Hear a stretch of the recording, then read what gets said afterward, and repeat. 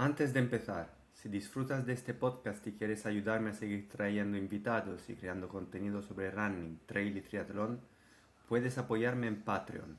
Por poco más de lo que cuesta un café al mes, tendrás acceso a contenido exclusivo y además estarás ayudando a que este proyecto siga creciendo. Tienes el enlace en la descripción del episodio. Muchas gracias por tu apoyo y ahora sí, comenzamos. Buenos días, bienvenidos a otro episodio del podcast de Voy a Correr. Hoy tenemos un referente, probablemente el mayor referente del ultrafondo español, un atleta que ya lleva un recorrido increíble de muchos años en esto del ultrafondo y ya él nos irá contando un poco de su trayectoria, de sus inicios y cómo cómo ha llegado hasta ahora y sigue compitiendo a un gran nivel. Nico de la Heras, bienvenido Nico. Hola, buenos días. Nico, antes de empezar, hablando del presente, me gustaría hablar de tu pasado. ¿Cómo empezaste en el atletismo? ¿Siempre has hecho atletismo de pequeño o empezaste de otro deporte, como mucho como el fútbol? No, yo empecé ya de mayor y, y la verdad que curiosamente empecé creo que con 44 años, o sea que tardé en empezar. Lo que pasa que yo sí hay una cosa que que sí creo que me marcó. Hice piragüismo desde los 13 a los 17 años en un club que llegó a ser campeón de España. Yo llegué a ser campeón de España en canoa cadete 2 años, en C2. Y había un grupo humano muy grande, un compañero nuestro estuvo en una Olimpiada con 19 años, quedó sexto, la K4 española. Había, o sea, un nivel de entrenamiento, de sacrificio, de esfuerzo, de compromiso importante. Aprendimos a competir en la Atlética Vilesina y eso quedó a un lado, ¿no? Con los 17 años me fui a estudiar mi carrera a Santiago Compostela y entonces eso quedó a un lado, pero yo creo que quedó grabado, ¿no? Quedó grabado a la hora de los resultados que consigo ahora. Y con 44 años vi una carrera, la Travesera Integral de Picos, que precisamente se celebra mañana. Es como, son 70 y pocos kilómetros y 6.000 o 7.000 metros de desnivel positivo, o sea, un parque de atracciones, alta montaña. Es famosa por ser muy técnica, ¿no? O sea, Muy empezaste técnica, con un recorrido muy técnico. muy técnico, muy técnico. Y yo empecé en esa. Y el primer año aumentaron el recorrido y no la hice. La primera vez que en 2008 no la hice, perdón, la fui a ver en 2008. En 2009, eh, en 2008 acompañé a un amigo unos kilómetros y me encantó. Y digo, en 2009 me apunto. Pero alargaron kilómetros de correr y dije yo, buf, no estoy preparado. Y en 2010 ya lo intenté, casi quedó el último. Yo quería quedar el último, o sea, no es que quisiera quedar el último, pero con entrar en meta me conformaba. Y ya te digo, entré de casualidad y a partir de ahí hice 6 más. O sea, me enganché a las carreras de montaña muy técnicas. Pero mi evolución ha ido por ahí poco a poco descubriendo carreras. La siguiente fue Transvulcania. Entonces, la exigencia de correr me hizo ir mejorando lo de correr poquito a poco. Y así al final, pues acabé enganchado en una Entonces, progresión hacia el ultrafondo. pero hay unos años que has hecho, porque hasta los 17 paragüismo. Luego con 44 empezaste con montaña, Pues nada, pero sí. en estos años en el medio, ¿nada? Es sorprendente porque he hecho deporte siempre, porque yo cuando llegué al colegio mayor, fui al colegio mayor a Santiago, jugué en el equipo de hockey hierba, que no sabía jugar a hockey hierba, jugué en el equipo balonmano, que tenía nociones básicas, jugué en el equipo fútbol, que soy un matado, y representé al colegio también en tenis, no sé, me refiero que me apuntaba a todo. Luego llegué a Avilés, me puse a trabajar, iba los martes a jugar a fútbol sala con los amigos, pero a veces sí que salía a correr, pero 40 minutos. El típico salir a correr para mantener en forma, para matar los excesos de la fiesta, yo qué sé. Y no he hecho un deporte, he hecho esquí, caminar montaña, pero no he hecho deporte de competición ni mucho menos. Y no sé, así llegué hasta que Y, descubrí lo de correr. y lo de apuntarse a la travesera con 44 años fue el típico sujétame cubata con amigos. No, Y- Y yo empecé, yo me inicié en la montaña porque mi mujer, cuando la conocí, dijo, nada, hay que salir aquí hay que hacer algunas actividades y me gustó muchísimo. Entonces con un amigo empezamos a caminar fuerte, ¿no? Por picos de Europa, a meternos por sitios bonitos y fuimos a ver a un amigo a la travesera y, y le fuimos a acompañar un rato y yo le acompañé bastante. Y no era un acompañamiento de ayuda, él quedó el último. Y yo dije, meca, yo me veo con nivel de, yo si me entreno puedo quedar el último. Y me apunté, fue cuando me apunté al año siguiente y cuando no lo hice y al siguiente, la primera vez que me apunté, pues conseguí hacer este reto, pero fue por el hecho de que le acompañé y me gustó y vi que lo podía conseguir. O sea, tu mujer y este amigo no saben la que iban a liar, porque Por ese supuesto fue el que no lo principio sabía. de, No, no, no, para nada, para nada. ese fue el principio de una Sí, larga sí, trayectoria. ese fue el... De hecho, cuando crucé la meta, aquí la meta es en un pueblo de Asturias, Asturias donde yo vivo es una comunidad autónoma, yo creo que preciosa, se llama la Pequeña Suiza, pero es que encima tenemos unas playas maravillosas, ¿no? Pues ahí en Arenas de Cabrales, que es la meta, nada más cruzar la meta, a mi mujer no le hacía mucha gracia que yo hiciera estas cosas, ¿no? Y dijo, bueno, ahora ya esto ya se acabó. Y dije, no, ahora ya me mordió la serpiente y tengo el veneno dentro. Y efectivamente, a partir de ahí eh, y una cosa, un detalle, yo hice una ultra de montaña el primer año, 2010. En 2011 hice dos, 2012 hice tres. O sea, fui aumentando año a año para ir creciendo poco a poco. Sí, poco a poco, en términos de carreras, pero de distancia no empezaste como el típico, hago un 5000, luego un 10K, una media No, maratona. no, no, no. Mi Tu primera primera carrera, travesera de Ebro. sí, bueno, hice una carrera previa 3 semanas antes de 15 kilómetros de montaña, pero bueno, un poco para saber lo que era ponerse un dorsal, porque yo nunca, jamás en mi vida me había puesto un dorsal de competición. De hecho, carreras de asfalto sí que solo he corrido una maratón en mi vida. O sea, he corrido una media con mi hija hace poco, pero competido solo me apunté a una porque realmente el asfalto a mí no me gustaba. Y a día de hoy, ¿cuántas maratonas has hecho? No, no, una. Nice. No, yo lo que es asfalto no compito. No me llama. A mí mañana me llaman y me dicen, te invito a la maratón de Nueva York, tienes el dorsal. Y no me seduce, o sea, no me apetece ir, no me interesa. Iría, iría a ver Bueno, pero Nueva York. las carreras de 24 horas son en asfalto al final, muchas. Sí, sí, pero es que ahí está el componente. A mí lo que me pasó fue lo siguiente. Yo fui al Mont Blanc y yo veía que mi porcentaje se me daba mejor las carreras cuanto más largas, ¿no? O sea, de pasar de 100 millas. La gente piensa, ¿no te cansas? Claro que me canso, pero si la gente a partir de los 100 kilómetros su rendimiento baja un 40%, el mío bajaba un 20%, ¿no? Por poner un ejemplo. Y entonces fui pasando así poco a poco hasta que en 2017 un amigo me dijo, oye, me voy a apuntar a una carrera de 100 kilómetros en Canarias. Y era un campeonato de España de 100 kilómetros. Y digo, bueno, pues voy contigo. Fui y se me dio bien. Y yo no sabía que existían, vi que había carreras de 24 horas. Y en 2017, en Barcelona, Can Dragó, que es la mítica de 24 horas de España, que bueno, es una carrera internacional, viene en muchos países, me apunté.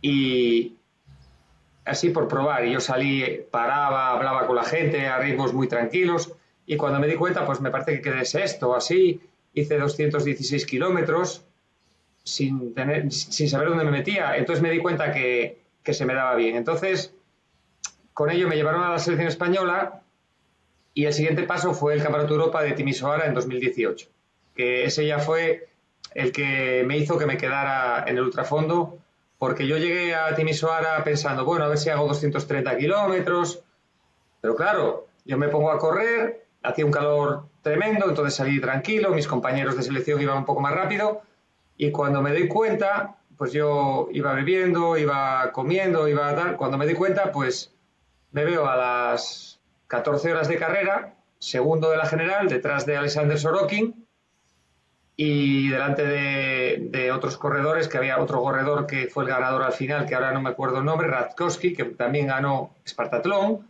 Esto en Timisoara. Timisoara 2018, te cuento la carrera. Yo llevaba una marca de 216 kilómetros. Y digo, bueno, a ver si hago 2:30. Pero me pongo a correr y Sorokin salió como un bestia por un récord y reventó y aguantó. Entonces me sacaba a mitad de carrera 17 kilómetros. Pues yo creo que en la hora 22 estábamos en la misma vuelta, o sea, le remonté. Y lo que pasa es que yo ahí ya no podía más. Y por detrás vinieron Stefan Ruel, un francés máster espectacular que había sido, creo que cuarto del mundo en la edición anterior en Belfast, y Radkowski. Y entonces que al final, pues Radkowski hizo 266 kilómetros, campeón del mundo, de Europa, perdón, quedó 2018 en Timisoara. Ruel hizo 263, Sorokin 260 o así y yo 257. Fui primer español en rebasar los 250 kilómetros. Entonces, claro, para mí eso fue una sorpresa. Yo no era capaz de asimilar que yo había hecho semejante marca, ¿no? Y tenía de aquella, pues, no sé, 53 años o así. Y entonces, a partir de ahí, sin gustarme correr, sin gustarme el asfalto, pues ya me debía a mi equipo, a mi país. Cuando algo ves que más o menos que se te da bien, te quedas ahí para seguir mejorando, para seguir aportando y por eso me quedé en el ultrafondo. Entonces, en Barcelona 2017 tú conseguiste marca mínima para ir con la selección y luego al Mundial de Timisoara en 2018. Eso fue. Así fue, así fue. Me está explotando la cabeza porque el 99.99% de la gente dice, empiezo, hago una maratona, luego intenta mejorar marca. Y tú no has hecho una maratona, o sea, has hecho una maratona en tu vida y ya lo Pero tuyo no, lo la has... maratón la hice después.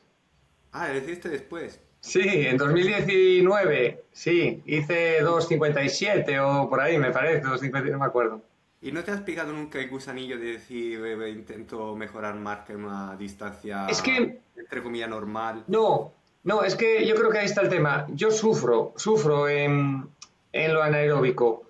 Por ejemplo, yo ahora estoy inscrito al Campeonato del Mundo de 100 kilómetros máster en Amés, en Santiago de Compostela, en septiembre, y me da mucha pereza correr a 4:45. Es que me he acostumbrado a correr aeróbico y entonces entrenar una maratón o esas cosas es un sufrimiento que no sé llevar. Yo sé llevar otro tipo de sufrimientos, pero sé llevar el sufrimiento de las 48 horas, de 24 horas, pero el sufrimiento ese de correr intenso y rápido lo llevo mal, me cuesta.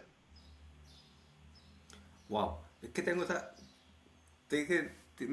es un mundo, tengo tantas preguntas. O sea, tú cuando empezaste, por ejemplo, el primer 100 kilómetros que hiciste, ya te empezaste a dar cuenta que tu cuerpo no se... Porque lo típico es que el cuerpo se viene abajo. O sea, no es a nivel aeróbico, es que tu pierna no puede seguir dando un paso delante del otro Efectivamente, en sí, una eso carrera de lo... 24 horas o 48, todo Sí. lo que has hecho tú. Y, y tampoco, normalmente eso se entrena con los años, Sí, yo haciendo creo deporte. que... Sí, yo creo que eso yo en este caso hago estudio las cosas, miro, ¿no? Pero tampoco soy meticuloso, ¿no? Yo no tengo Strava, no comparo, tengo el Garmin Connect, pero no comparo, porque es más, yo creo que con los años hasta voy empeorando en los entrenamientos. Entonces yo, con mi entrenador, fue muy curioso porque hice un primer Mont Blanc en 2012. Entonces me, habían recortado el recorrido, bueno, quedó en 100 kilómetros, pero bueno, yo sé que al mes fui a correr la maratón de montaña la maratón de Lagos, Picos de Europa, aquí, la maratón de Lagos se llama, y tardé una hora más que el año anterior.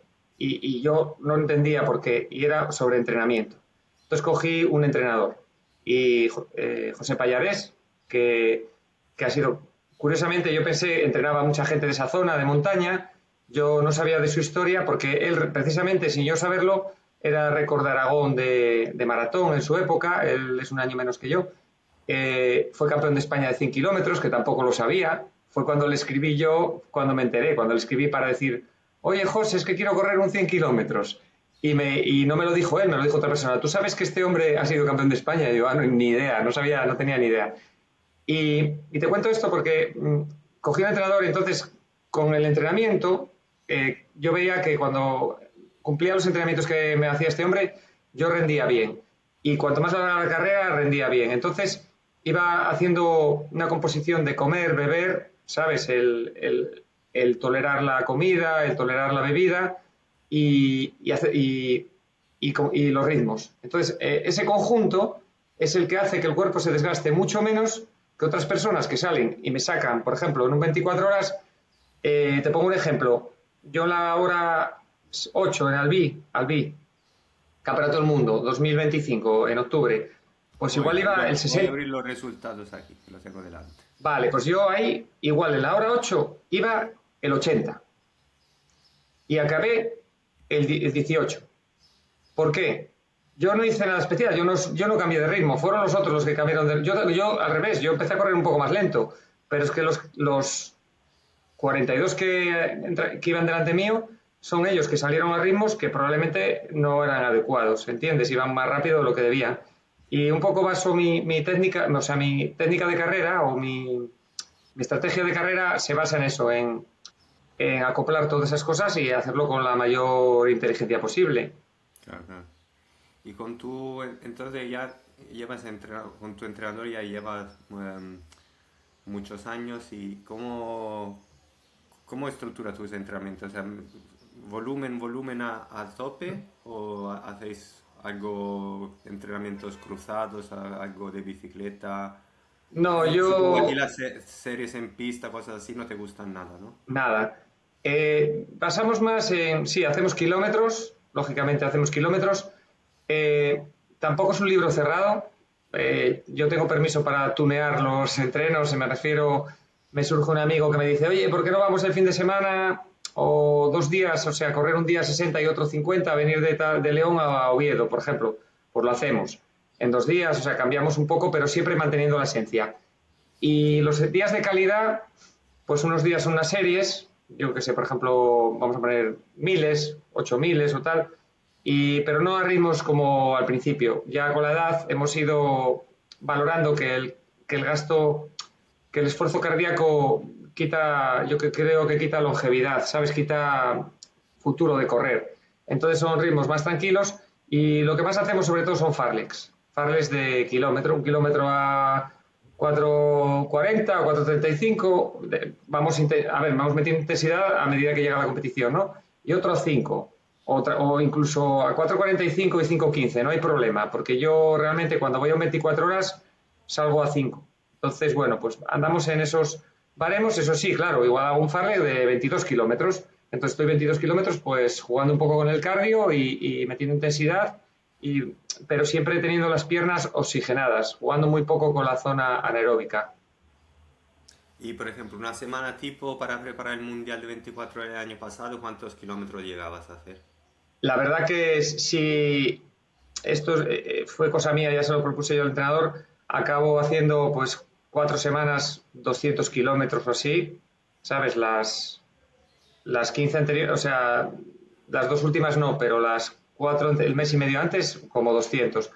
Yo hago más o menos, él me pone los entrenos y yo en un papel punteo los kilómetros más o menos que me van a salir y empiezo por 140, 120, 140, la siguiente semana 140, 160, así 3 meses, con un pico de 3 semanas de 200 y empiezo a bajar de nuevo, entiendes, las dos últimas. Entonces, a mí no me importa tampoco llegar con 200 una semana antes o dos, porque al final eres tú el que, ¿entiendes? No las hago con un desgaste que llego reventado, no, llego pues con acumulación, pero sin llegar forzado. Y tú recientemente has hecho el Mundial de 48 horas, que también Sí, quedaste muy bien. sí. ¿Quedaste en cuarto, tercer, Esta vez quedé tercero. tercer? Y cambia algo en la preparación de 24 a 48, porque no creo que vas a hacer No más da. kilómetros. Yo creo que yo tengo un poco de miedo ahora incluso para el 100 porque no tengo otra forma de entrenar que, ¿entiendes? Cambia un poco el volumen de kilómetros, pero en un 48 que va, nada, no puedo, yo ya no me da la vida para más, trabajo, familia, entonces mantengo el mismo entrenamiento y es el propio cuerpo el que tiene que encargarse de mantenerse esas 48 horas. De Sí, hecho, no, yo me sorprendí. además porque, y luego te preguntaré, hay que tolerar y asimilar todo, hacer 4 semanas de 200 kilómetros y tampoco puedes pasar de hacer, no sé, semanas de 50 kilómetros de repente a hacerte 4 semanas de 200. Hay que No, construir poco a poco. no, a no ser que yo tuve un percance para el Mundial de 48 horas, me caí y me caí a primeros de febrero y hubo un par de semanas que hice muy pocos kilómetros, pero logré retomar la parte final el último mes y me salió una carrera excepcional.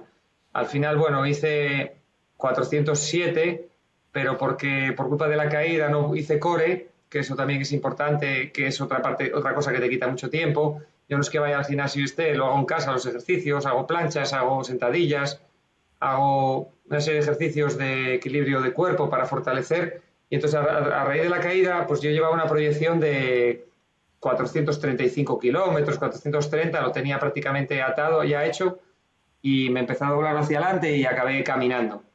Entonces, quiero decir con ello que ahí bajé el volumen un mes antes y me salió bien, pero sí en general hay que tener un compromiso de 3 meses muy equilibrado, ¿sabes? Muy progresivo y equilibrado para que no, lo que has comentado, ir asimilando las distancias. En 48 horas la gestión del sueño, ¿cómo la llevas? Es una cosa que ¿Te yo, hace descansar un poco? sí, es un tema que sorprendentemente, pero no soy yo solo, lo veo en los que quedan arriba, ¿no? La primera noche, a ver, yo en 48 horas sí que me veo un rendimiento bastante mejor que en 24. O sea, yo me considero mejor corredor, bueno, no me considero, yo creo que soy bastante mejor corredor de 48 que de 24.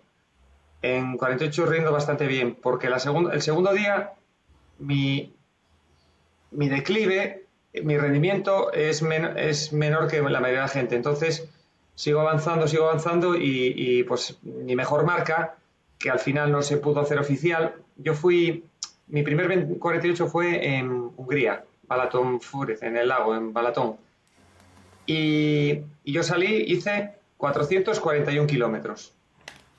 Entonces quedé segundo y fue una sorpresa tremenda, tremenda, porque el récord de España era 357 y luego había un problema entre la Federación Húngara y la organización, pero lo nuestro estaba cronometrado, había cámaras, quiero decir que estuvo totalmente, se hizo, ¿no?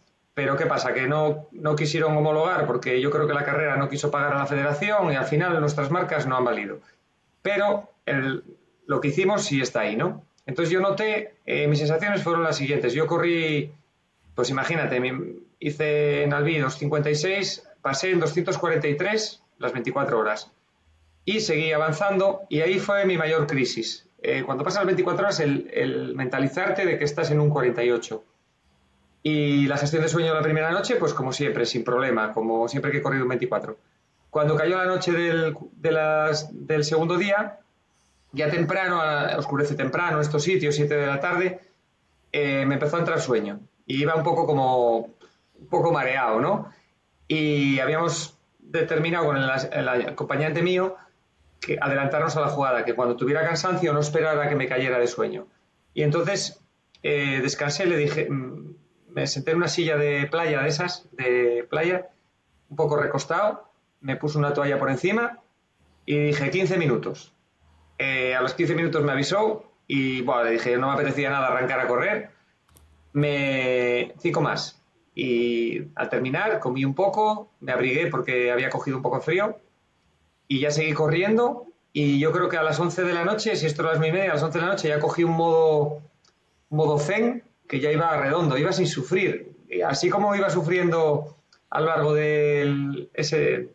a partir de la hora 24, a partir de ahí ya no sufrí hasta llegar hasta que fueran las 48 horas. Y en toda esa noche no tuve sueño, la verdad que estaba compitiendo por el segundo puesto y yo creo que esa adrenalina y todo el esfuerzo que has hecho anterior lo transmites para intentar sacar tu mejor rendimiento. Entonces no tuve problema con el sueño y este campeonato que fue en marzo me entró el sueño antes, me eché un poco antes, a las 8:30 de la noche y dormí media hora, 25 minutos y tampoco me entró sueño. O sea que bueno, no lo entreno, esas cosas no las he entrenado, pero me salen. Pero no a mí solo, yo veo a más gente que, unos cuantos, no todo el mundo, que sí que funciona así. Ujú. Y veo, mira, en la página web, esta donde pone todas las clasificaciones, los resultados del área de ultrafondo, básicamente veo que tú has hecho casi solo, o sea, o son ultra trail o son carreras en circuitos. Tú no has Sí, hecho ultrafondo, de carrera de ultrafondo de punto a punto que dé un recorrido largo, o sea, o ultra trail o circuito. sí, Entonces he también hecho. mentalmente aguantas mucho porque tantas carreras así de este estilo son duras, mentalmente. Sí, bueno, yo al final no te creas, compito 2 veces al año, ¿eh? Sí que hice ultra trail y ya cuando, como los resultados nada más empezar en ultrafondo fueron buenos, el de Timisoara, me enfoqué un poco en competir con la selección española. Entonces, claro, todas las carreras que hice son oficiales. No me dedicaba, por ejemplo, para mí, decir voy a un circuito, lo que estás comentando, ¿no? Quitando el Espartatlón, no me hice una vez Espartatlón, tenía que hacerla, pero no me he dispersado en eso, me he focalizado en la competición de ultrafondo a nivel oficial. Y entonces ese es el tema. Sí es cierto que hice 2 retos deportivos que no eran carreras, el Camino de Santiago, Camino Primitivo, que va de Oviedo a Santiago Compostela, 310 kilómetros que los hice non-stop para recaudar becas, fondos para el cáncer. Y también hice el otro día uno de Camino dos Faros, que es en la Costa de la Muerte en Finisterre, que eran 200 kilómetros con 6.000 positivo, que me encantó retomar otra vez con el desnivel. Hacía añísimos que no tal y me he encontrado bien. Y también lo hice un poco para dar difusión a esas becas de investigación, porque yo estoy metido bueno, lo enseño aquí, Robert contra el cáncer, que Robert era un chico que tenía cáncer y recaudaba para becas de investigación, el pobre se murió, pero bueno, nosotros hemos seguido un poco con su legado porque creemos que es una buena causa. Y es las únicas carreras o recorridos que he hecho fuera de lo que dices tú, fuera del circuito. Vale, vale, o sea, oficial sobre la Esparta, no sé, cómo te fue la Esparta? ¿En qué año la hiciste? 2021, creo que fue justo cuando un año que se había suspendido, el siguiente. Ah, vale. Bien, bien, muy bien. Yo la verdad que yo creo que una de mis principales cualidades es la regularidad, el sacar regularidad y sacar mucho rendimiento a mis capacidades. Yo digo, hay gente que me dice, va, si coges un entrenador más agresivo, ¿sabes? O tal, y alguna vez me ofrecieron, pero qué va, yo creo que a este cuerpecillo mío y con la edad poco rendimiento más y mis capacidades, porque tampoco, ya viste, hice 3 horas, bajé de 3 horas en maratón, tampoco soy, con la gente con la que compito, son mucho mejores que yo en maratón, ¿sabes? Y entonces yo poco rendimiento más puedo sacar, entonces suelo sacar mucho rendimiento a mis capacidades y tardé 25 horas y 41 minutos. Ujú. Entonces, muy contento, creo que quedé octavo, séptimo masculino, octavo en la general. Y hice una carrera, bueno, la disfruté mucho, mucho porque me salió, a ver, sufrí, pero me refiero, me salió como bastante redonda. Y llegar a Atenas, o sea, llegar a Esparta es algo único, algo mágico. O sea, correr con los niños con las bicis detrás tuyo, llegar a los pies de Leónidas, besar los pies de Leónidas.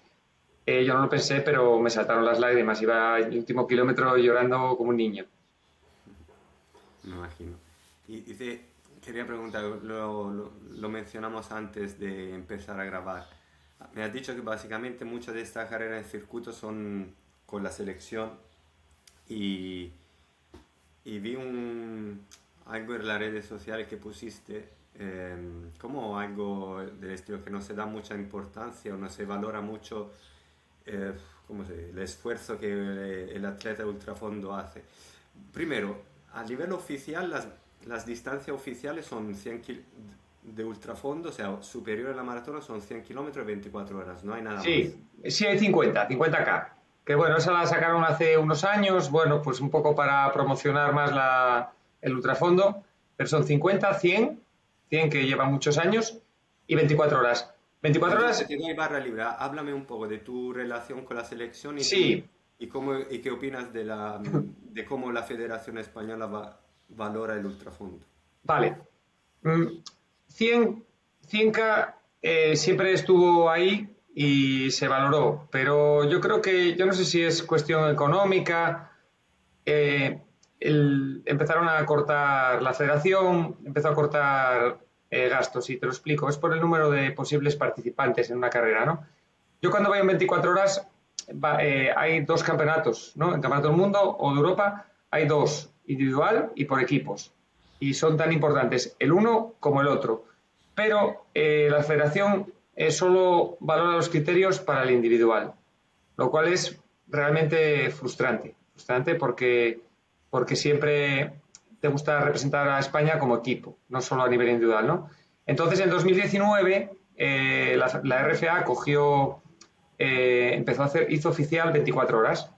Y bueno, ahí no sé si fuimos 4 al campeonato. La primera vez que llevo 5 corredores, porque los equipos corren con 6. Nosotros, ya lo sabes, la mitad de. ¿Por qué pueden participar 6 y puntúan 3? Porque la probabilidad de fallar es el 50%. Entonces, claro, cuando ya sales. Hay una marca mínima. Entonces, Sí, ¿había más de cuatro atletas con marca mínima? no, no, pero claro, es que son marcas mínimas que tienes que estar entre los 18 primeros del mundo. O sea, es algo, un nivel de exigencia que yo entiendo que si fuera a nivel individual tenga que ser así. ¿Entendiste? O sea, ¿me entiendes lo que te quiero decir? Para la federación exige en todas las disciplinas que tienes que estar entre los 18 primeros. Pero no nos valora como equipo, porque como equipo, aunque estemos el 50 a un corredor, nosotros podemos quedar una medalla internacional. ¿Entiendes lo que te quiero decir, no? Que si de los 6 participantes 3 quedan X posiciones, podemos sacar una medalla. Entonces tú no puedes llevar solo a los que quedan, limitar el equipo a 3 que pasen como ahora, que te dieron 254 kilómetros, porque si llevas ¿Cuál es la mínima? 254, pidió la última vez. Pero si llevas 3 corredores más, fuimos 3 a, bueno, 3 fuimos al B porque uno se bajó del carro una semana antes, nos dejó tirados, ¿no? Pero si llega a llevar 6 otros dos corredores que tienen 250, por ponerte un ejemplo, o había uno que sí que la tenía y no lo llevaron, por cierto, sí es cierto, lo que me preguntabas, uno que sí que tenía 255 kilómetros o 56 y no lo llevaron. Creo que Entonces sé quién imagínate, es. dos corredores. Creo que sé quién es. Sí, sí, corres con él, ¿no? Sí. Una máquina. Y eso fue sorprendentemente una vergüenza, porque encima se saltaron los criterios de la Federación para el Mundial de Albi. Teníamos 4 corredores con más de 254 kilómetros en 24 horas y un corredor en 12 horas. Un corredor extraordinario, Félix Pont, que él no es el culpable de la situación que pasó, pero a la hora, en los criterios ponía que prevalecía el 24. La sorpresa fue que llevaron a 4 y dejaron a uno de 24, que era Félix, que era Juanra, que tenía mejor marca incluso que yo. Vale, ahí por criterios puedo entender que dicen, bueno, este hombre lleva toda la vida con la selección, lo tenemos que llevar antes que a Juanra, pero es que no había lugar a esa discusión. Juanra tenía que haber estado en el equipo nacional. Pero yo, mi opinión personal es que no tenía que estar Juanra, es que tenía que estar también, teníamos que estar los 5. E incluso haber una mínima más baja siempre y cuando se pudiera optar a una medalla. Nosotros habíamos quedado en Taiwán, cuando fuimos 5 en 2022 medalla de bronce en un europeo, con 5 corredores. A Taiwán veníamos de un bronce y solo llevaron a 4 corredores, no quisieron llevar más corredores. No llevaron a Juanra, que tenía una marca muy buena, 240 y mucho en Candragó, que había ganado. Y si Juanra hubiera estado en Taiwán, nosotros hubiéramos venido con una medalla. Hubiéramos venido con una medalla porque hubo un corredor que también el mismo que nos volvió a dejar tirados antes de la salida, solo salimos 3 corredores, y los 3 corredores, a uno de nosotros fue cuando Kiko hizo el récord de España espectacular, 282 kilómetros, quedó cuarto del mundo. Un corredor, Juanma, que hizo 210 kilómetros y a pesar de todo quedamos cuartos del mundo. Si Juanra hubiera venido y hubiera hecho 230 kilómetros, que los hace seguro, hubiéramos quedado medalla en un campeonato del mundo. La federación no apuesta por esto y esto, vamos al B, pasa lo mismo y esto es frustrante porque yo tengo familia, tengo un trabajo, yo me levanto, estoy trabajando temprano, salgo y mientras los demás están comiendo yo me pongo a correr 2 horas, vuelvo al trabajo me ducho ahí rápido, como de pie para seguir trabajando, otras veces salgo y hago un entreno largo y todo ese esfuerzo, tengo una familia, tengo que ir a comprar, entonces todo ese esfuerzo que haces, dices tú, va, quiero un poco de apoyo, ¿no? Un poco de reconocimiento de que encima no estamos vendiendo humo, somos terceros, fuimos terceros de, bueno, somos porque no hubo más campeonatos de Europa, somos terceros de Europa, fuimos cuartos del mundo, o sea, no estamos vendiendo humo, es que se puede conseguir, pero no sé por qué, no, no ¿Y tenemos ese apoyo que cuál crees necesitamos. que fue el problema de no llevar un quinto? Al final, o sea, entiendo que como mínima, entonces, como mínima erais cinco. Podemos hacer esos nombres, eres tú, Juan y Kiko, Sí, que son de mi equipo. Bueno, esto que al final no pudo correr, que Iván Peñalba, ¿no? sí, ya dos Entonces veces, sí, me dos faltan veces, dos, me dos faltan veces. dos. Sí, bueno, estaba Juanma,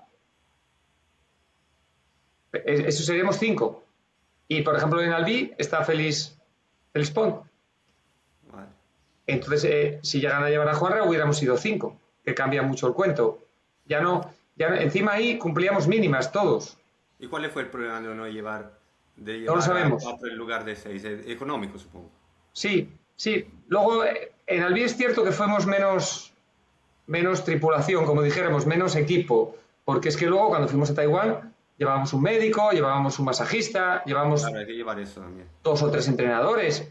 Y digo, joder, quita uno y ponme un corredor, que no sé, es como si vas a ir a correr y te preocupas de la gorra y no te preocupas de las zapatillas, ¿no? Que lo primero son los corredores, lleva más corredores, no llevamos tantos acompañantes como corredores casi. Y eso es lo que no tiene sentido. Es lo que no tiene sentido. Entonces, no, económico sí, pero quita un fisio o quita el médico y, El de médico, hecho, sí. Una cosa es un viaje a Taiwán, otra cosa es Albi, que está aquí.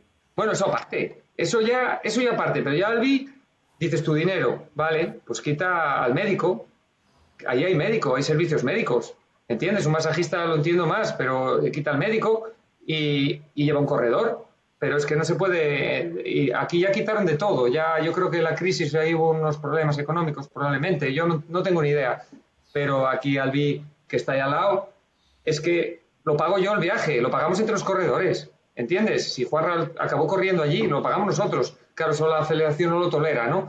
Pero encima tiene ayudas económicas la federación. La gente que no lo sabe, pero la IAU, por marca, los corredores que tienen más de 240 kilómetros somos nivel A, nivel más alto.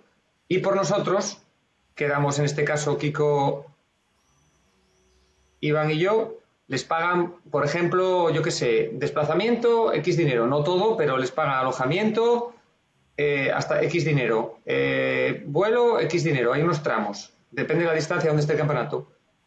A Taiwán no compensa, pero seguramente al BI sí, ¿entiendes? Entonces, también dinero, pero a nosotros personalmente, con nuestras marcas, nos sufragamos parte del viaje, gran parte. Vale, vale. No sé, yo creo, porque no sé la selección italiana cuánto llevaron. Ahora tengo la curiosidad. No sé si llevaron cuatro también o más. No lo No sé. lo sé, pero los equipos punteros, Inglaterra, aunque luego no triunfen, ¿Vosotros Polonia, estáis, si ibais todos o sin... pensaba que estabais en la pomada para el podio? sí, sí. Nosotros en Italia corrimos, en Italia quedamos terceros bueno, no hay un ranking de récord del mundo, pero hicimos la tercera, o sea, nosotros batimos el récord del mundo. Ningún equipo jamás había superado los 800 kilómetros.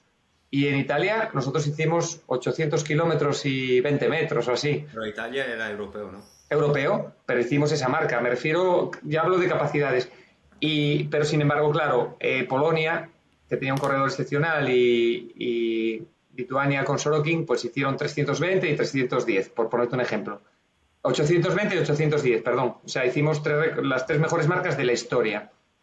Y, y, pero sin embargo, las marcas que hemos hecho en Taiwán fue una marca mala, pero quedamos cuartos. Y si hubiéramos hecho una carrera regular entre todos en Albi, sí había muchas posibilidades de hacer medalla. sí había. ¿Cuáles son las selecciones mejores? ¿Cuáles son? Este caso, ¿Qué ahora no me recomiendas? acuerdo, pero estaba Polonia y estaba Noruega, porque Noruega sacó un par de corredores que yo no conocía, pero que hicieron unas marcas excepcionales. Polonia, Finlandia, no sé, era un Funciona en equipo todo luego, nórdico. funciona en todo. Y bueno, y Francia, la anfitriona. Francia con corredores de 260 kilómetros, no mucho mejores, con tres corredores. Lo que pasa es que armó como era anfitrión, hizo concentración, llevó seis corredores de entre 255 y 265 kilómetros, no llevó ningún corredor excepcional, pero con la piña, con el equipo que hizo, pues logró sacar, creo que la medalla de plata. O sea que es como se hacen las cosas, con Sí, cabeza. sí, es fuerte que habla de hacer 250 kilómetros como si fuera nada. Bueno, es que claro, cuando te metes en ese mundo, ya no te queda más remedio. O sea, ya cuando estamos así, yo por ejemplo, eso, hice 261 en cuando fue en el 22 en Italia, en el Campeonato de Europa, Ese es tu récord, ¿no? Tu mejor marca marca de tiempo. 261. Pero luego fui a Barcelona, hice 252. Luego fui a Taiwán, ahí me salió peor porque forcé mucho al principio, porque como éramos pocos, había que portar grande enfermería, me salió. Y bueno, de hecho quedamos cuartos. Fuimos segundos hasta la hora 18, ¿eh? O así. Y, y que te comentaba, ahí hice 2,47, el siguiente en Barcelona 2,54, en Albi 2,56. O sea, claro, es que ahora o rondas ahí y en mi caso, el que no es el nivel más alto. Date cuenta que ahora ya hay corredores que como Kiko que hizo 282, hay gente, muchos, bueno, muchos no, pero hay tres o cuatro que andan entre 280 y 300. Entonces, claro, ¿Y el eh, récord del mundo cuál es? 319 Sorokin en, fue en Verona. Cuando ese campeonato de Europa que te hablo fue una carrera increíble. Yo creo que las condiciones ¿Pero fue el único, climatológicas. es el único que ha pasado de 300 o hay No, más? el récord del mundo anterior lo tenía Kouros, Yanis Kouros, que era un mito, que todo el mundo tenía 306 kilómetros. Intentó Kilian Jornet, intentó batírselo, pero a la hora 10:30 o así fracasó. Se vino abajo, o sea, se quedó, lo llevaron al hospital. Pero es que también lo intentó en unas condiciones climatológicas horribles, con nieve. Sí, aparte, sí, me, sabía de Kilian que fracasó. Y yo pensé en estas distancias luego, y supongo porque no hay, al final no le interesa, pero si empiezan a llegar los africanos, ¿tú crees que estas marcas se van a... O sea, será fácil para ellos, ¿no? No, No. no, yo creo que estas marcas, a ver, esto es ultrafondo, ¿no? La ultradistancia se compone de ultratrail y de ultrafondo, ¿no? Entonces, el caldo de cultivo, ¿dónde corren más corredores? En ultratrail. Y claro, potencian y son. Hay gente muy buena en ultrafondo, pero en ultratrail hay gente excepcional, ¿no? Porque encima hay dinero últimamente y tal. Entonces, si pasáramos a la gente de ultratrail al ultrafondo, lo harían muy bien, no todos, pero entendiste, porque hay que también la cabeza, hay que querer y si ponerte a dar vueltas a un circuito, no todo el mundo es capaz. Yo he visto grandes corredores ultra trail decirme, menuda locura esto, ¿no? Entonces, sí que se llenaría el cultivo de gente ultra trail, pero es que los corredores africanos no están corriendo ultra trail, no, bueno, que yo sepa, no he visto ninguno triunfar en el Mont Blanc, cosas de esas. Entonces, de momento, no, sí los veo haciendo un marcón en 100K. En 100K sí veo reventando récords, pero 24 horas no. 24 horas de momento no. Tienen que dar el salto primero, ver cómo responden esos cuerpos, esa anatomía, ese metabolismo que tienen ellos en la ultradistancia. Habría que estudiarlo. Entonces, de momento, ahí ya me pongo un poco, lo dejo un poco en duda. Vale, vale. Sí, sí, tiene sentido. Una cosa, y a nivel de 48 horas no hay selección, o sea, hay selección pero pertenece a otra federación, ¿no? No, no pertenece a ninguna, no hay selección de nada, ni federación, ni otra, ni nada. En Pero 48 entonces horas, era mundial, ¿no? En abril. sí, era mundial, pero es una mundial. A ver, la IAU, es la Asociación Internacional de Ultrafondo, ¿no? Que tiene un contrato con World Athletic, que es el atletismo puro y duro. Y entonces, son oficiales hasta 24 horas. Vale. Pero IAU tiene más disciplinas que no son oficiales, como son 48 horas, 6 días. Entonces, pero no organizan nada, no organizan nada. Entonces hay una asociación que se llama Gomu, que entró, irrumpió de amantes del ultrafondo, que al ver que no había nada, pues se había perdido. Estas carreras de 48 horas eran míticas hace 25 años, 30, pero se había perdido todo. Entonces se dedicaron a organizar. Y una de ellas le dijeron, pues vamos a poner un campeonato del mundo. No es oficial. Entonces puede ir cualquiera. ¿Sabes? A estas carreras puede ir cualquiera. O sea, tú te apuntas y si eres español, corres con España. Si eres argentino, corres con Argentina. Y los dos mejores argentinos, individualmente que sean los dos mejores españoles, puntúan para el equipo. Y es así como funciona.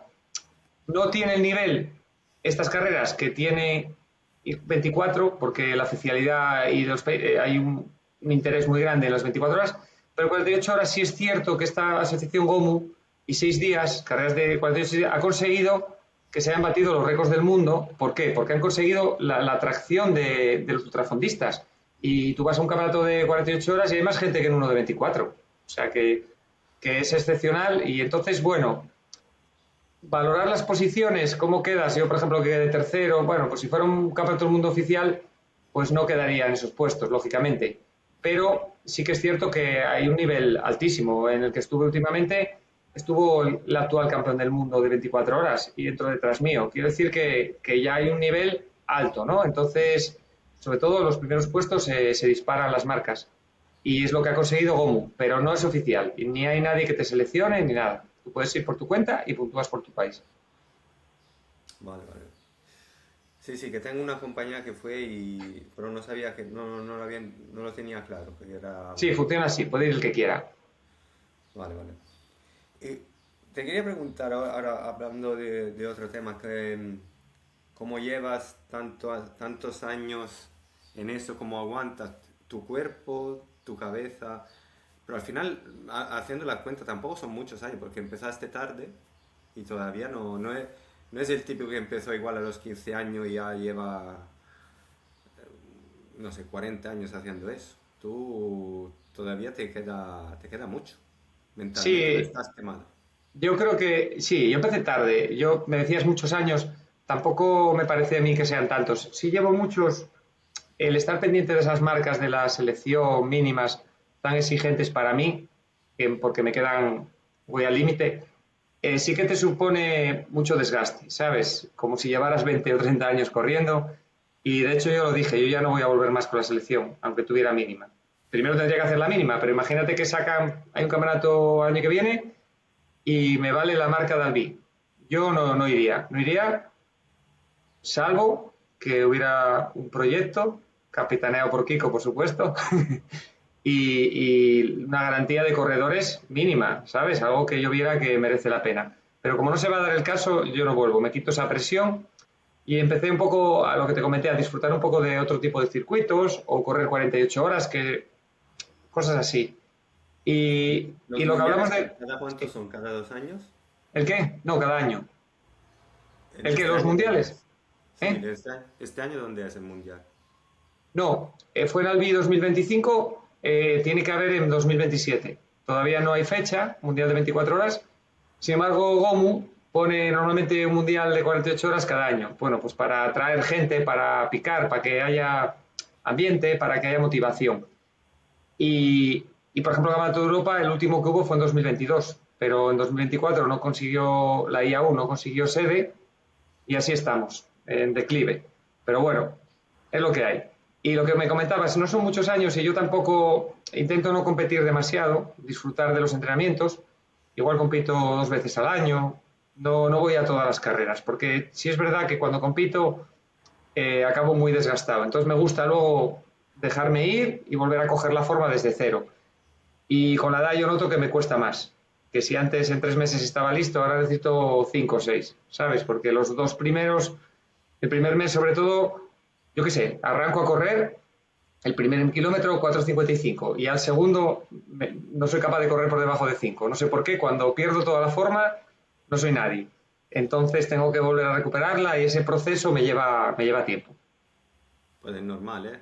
Sí, Con pero las bueno, palizas que son estas carreras, no me sorprende. Sí, la verdad que desgastan psicológicamente, es un esfuerzo, es más psicológico, físico es mucho, pero ese punto de decir aquí me quedo, aquí aguanto este ritmo, ese es el que de verdad te da satisfacción, pero te machaca, claro. Claro, claro. Y entonces a corto o medio plazo, ¿qué tienes ahora a la vista?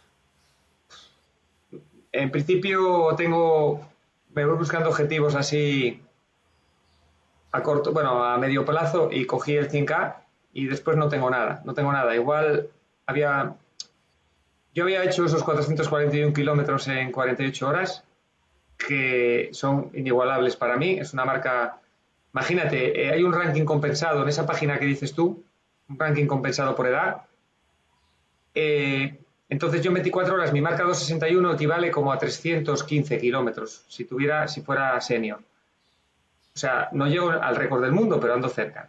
Sin embargo, en 48 horas mis 441 kilómetros equivalen a 530 kilómetros y el récord del mundo son 480 más o menos. O sea, es una marca que fantástica, vamos, no porque cuando la hice, pero no me vale.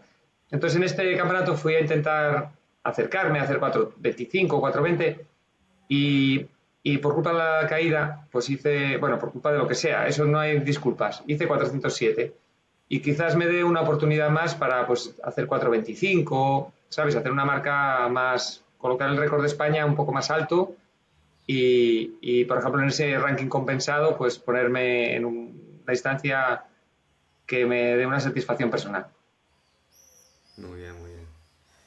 Bueno, Nico, muchas gracias por venir. Para cerrar, te quería preguntar también sobre, ahora hay mucho boom de running, o sea, mucha gente se está aficionándose por moda o si le gusta de verdad. No sé si tú crees que eso va a ayudar al ultrafondo, en el sentido que igual hay mucha gente que por reto personal empieza. Bueno, como hiciste tú al final, podemos decirlo, porque tú empezaste con una travesera de Pico de Europa de 77 kilómetros. Entonces igual, ese boom de running hará así que alguno como tú empiece y por algún motivo se apunta a una carrera de 24 kilómetros, lo que sea, y luego ya empiecen le pique, se pica un poco y empiecen a gustar todo el mundillo y entonces dará más visibilidad también al ultrafondo. O igual Sí. es solo por moda, igual No, yo creo no sé. que lo que más va a traer es, sí, la moda del running y luego el enfoque que las nuevas tecnologías, o sea, las redes sociales, corredores como P2Follow, eh, que, que le gusta el ultrafondo y lo ve la gente y da ese paso, o Verdelis ahora que va a correr el 100K, son corredores que dan visibilidad a lo que hacemos, ¿no? Ahí entra la polémica, que si hablan de Verdelis y no hablan de los otros, pues es así, es normal, es parte del juego, pero al final es bueno que hablen de 100K, que Verdelis va a correr en Santiago, que se conozca estas distancias, porque las personas que tengan un mínimo de sentido común se darán cuenta del esfuerzo de los corredores que hay ahí, de la disciplina, y entonces yo creo entre que hay más corredores y tal, sí que va a traer un pequeño aumento, por lo menos un pequeño reconocimiento de esas distancias, ¿no? El problema es que el ultrafondo es muy sacrificado y te pone en su sitio. Entonces no vale decir esto me gusta, voy y lo hago, no. Necesita una adaptación muy larga y mucho sentido común y hacer las cosas bien. Y no todo el mundo puede hacerlo. Pero bueno, en general el que lo quiera hacer tiene que ir poco a poco. No vale llegar y besar el santo. Claro, claro. Muy buenos consejos.